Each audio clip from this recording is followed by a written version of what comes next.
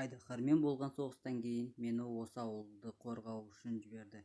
Себебі бұл ауылға түн сайын зомбилар шабуыл жасап, қала тұрғынының саны күрт азайып кетіпті. Сол себепті мен осы ауылды енді қорғауым тиіс. Мен ауылға кірдім. Бір ғана ауыл тұрғындарымен сөйлестім. Олардың ешбіреуі маған жауап бергісі келген жоқ. Бәрі сұрағымнан бас тартып қаша жөнелді. Ауыл шенеуніктері маған үй ұсынды. Маған үй берілген, қайсы үй екенін айтып жібересіз ба? Менің үйім қайда? Мынау үйіпті. Менің үйім мынау ма? Не деген үлкен? Жоқ. Енді қайсысы? Мынау ма? Мен бұған сыймаймын ғой. Сыймасам да мен осы үйде тұратын болдым. Үйге кірдім. Үйдің іші тар болды. Мен оны кеңейту үшін керекті заттарды алуға кеттім. Мен ағаш алдым ең бірінші. Ағашты алдым, тағы да алдым, тағы да алдым.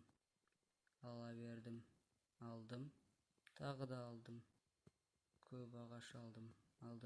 Жеткілікті болған соң үйге қайттым.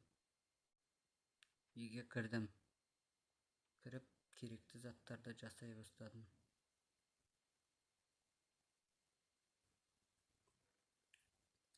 Ал артық заттарды сандыққа сақтап қойдым. Қазір мен үй салуға керекті заттарды жинауға барамын.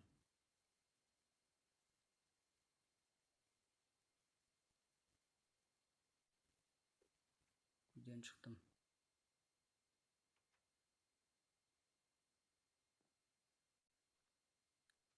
Үй салуға қажетті блоктарды жинай бастадым.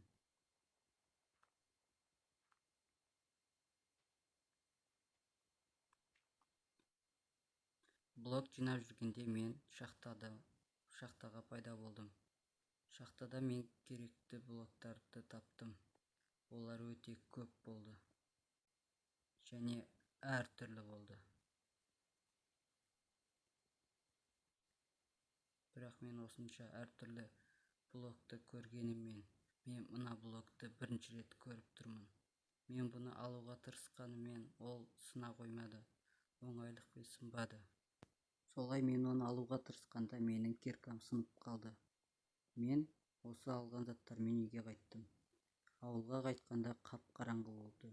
Және бір жаманы бізге қонақтар келіп қалды.